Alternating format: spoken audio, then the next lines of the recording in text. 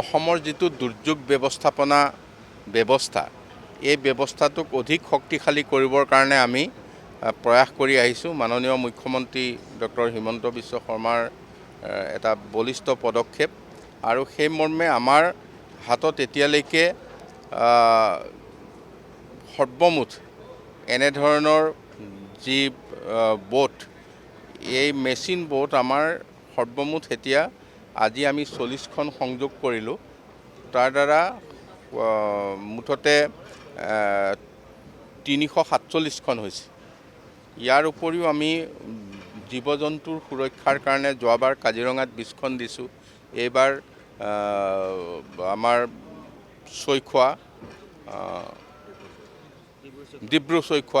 ডিব্ৰু চৈখোৱাত আমি 8খন দিছোঁ।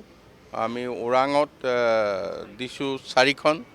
গতিকে সেইধৰণে আমি গোটেইখিনি ব্যৱস্থা কৰিছোঁ আৰু অসম চৰকাৰৰ SDRFৰ তৰফৰ পৰা আপোনালোকে এতিয়া সদায় গম পাইছে, বানপানী হওক বা অন্যান্য দুৰ্যোগ হওক, দুৰ্যোগৰ সময়ত তেখেতসকলে কিন্তু খুব ক্ষিপ্ৰতাৰে উদ্ধাৰ কাৰ্য সমাপন কৰিছে।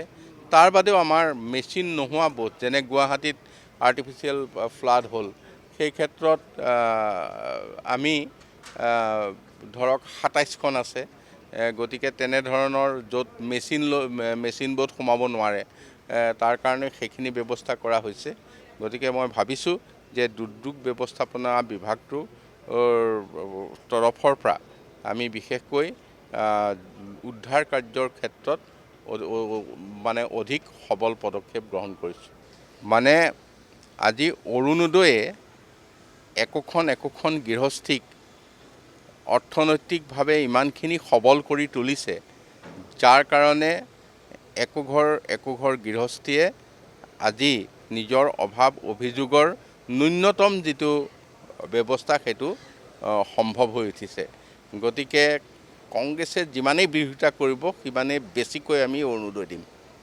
যিবিলাক সমষ্টিত আমাৰ দলীয় লোক আগতে নিৰ্বাচিত হৈছিল আৰু এতিয়াও তেখেতসকলে নিৰ্বাচনৰ কাৰণে প্ৰস্তুতি চলাই আছে, তেনে বিষয়বিলাক আমাৰ মিত্ৰজোঁটৰ মজিয়াত আমাৰ নিশ্চয় আলোচনা হ'ব। আৰু কেতিয়াবা আমি দেখিছোঁ ইয়াৰ আগৰ বছৰ কেইবাটাও চিটিং চিট AGPয়ে পাইছে, যোৱাবাৰ চিটিং চিট আমাৰ BJPয়ে পাইছে। অলপতো সাল সলনি হৈ থাকে। গতিকে ইয়াৰ সঠিক উত্তৰটো আমি কোনেও এতিয়া দিব পৰা হোৱা নাই। ই এটা খুব ভাল সুন্দৰ ব্যৱস্থাৰ মাজত সন্মানজনকভাৱে সমাধান হ'ব বুলি মই ভাবিছোঁ।